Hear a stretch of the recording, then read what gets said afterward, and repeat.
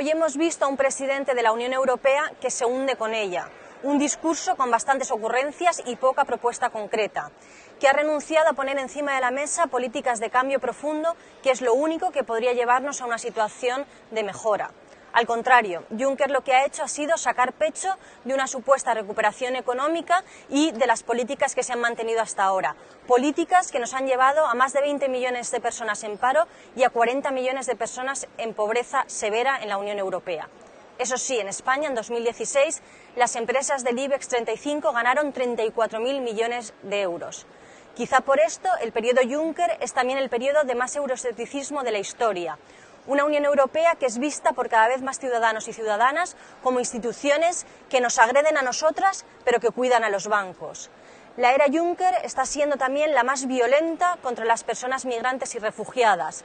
La Europa fortaleza ha adquirido en los 2 últimos años una dimensión de horror y barbarie.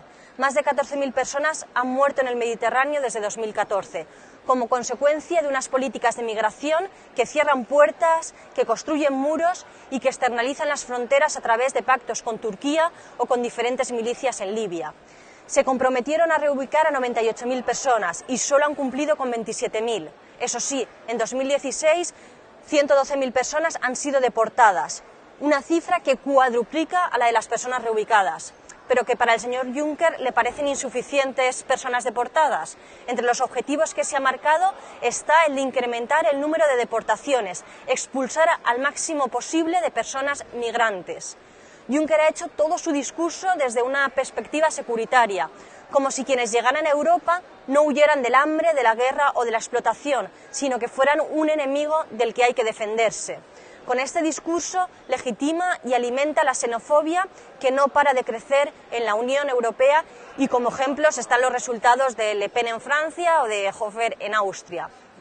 También Juncker es el único presidente que tiene el honor de haber perdido un miembro de la Unión Europea en vez de sumar.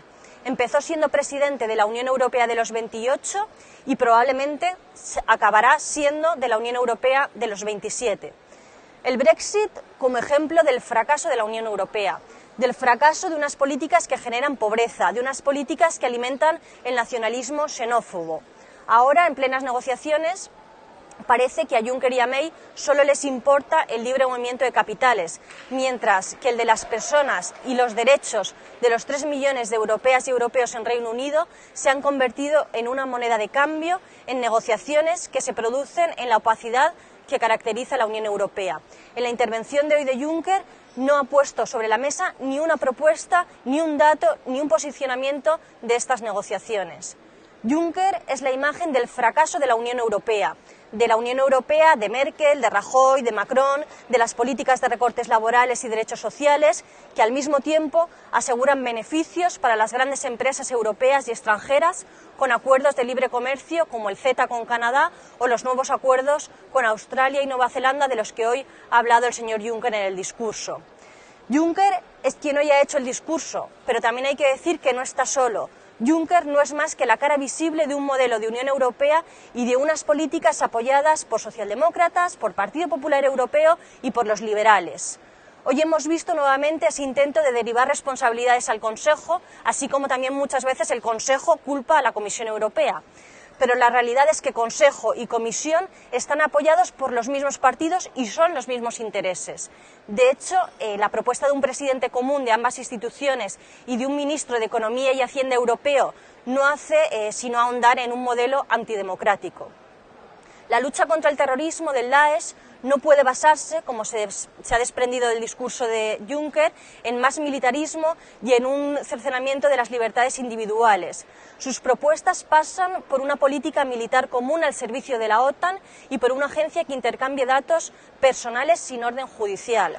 Sin embargo, nada de romper relaciones con países que financian el terrorismo, como Arabia Saudí o Qatar. Tampoco hemos escuchado nada de no continuar respaldando intervenciones militares como las que han sufrido Afganistán, Irak o Libia en manos de Estados Unidos y de países europeos, y tampoco ha hablado de abordar la situación de desigualdad, pobreza, exclusión y la falta de esperanza en un futuro para muchos jóvenes en nuestras ciudades, porque estas serían las únicas medidas efectivas para combatir esta violencia. En el discurso de Juncker, además, no hemos oído ni una sola palabra sobre el terrorismo machista. En el Estado español, 36 mujeres han sido asesinadas en lo que llevamos de año. Las mujeres seguimos cobrando pensiones más bajas. La brecha salarial sigue siendo una realidad en Europa. La pobreza afecta más a las mujeres, especialmente a las mujeres con diversidad funcional. Pero esto no está entre las prioridades de la Comisión Europea, como hemos podido ver en el discurso. Y las palabras que hemos escuchado sobre lucha contra el cambio climático no dejan de ser palabras hipócritas, porque de poco valen las medidas que se pueden poner en marcha si al mismo tiempo lo que se hace es beneficiar a grandes empresas que no paran de aumentar las emisiones. Frente a la situación actual, bueno, pues yo creo que la izquierda europea también tenemos una responsabilidad, ¿no? Por una parte, la responsabilidad de seguir movilizando a las clases populares, a las que la Unión Europea ha dejado al margen, y ahí yo creo que el ejemplo de los franceses y las francesas contra la reforma laboral te están saliendo a la calle, y también la responsabilidad de seguir tejiendo alianzas para construir una alternativa social, económica, política, con nuestros derechos, con los derechos del planeta y con la lucha contra el patriarcado como ejes fundamentales de nuestra alternativa. Yo creo que estos serían en estos momentos los retos de la izquierda europea.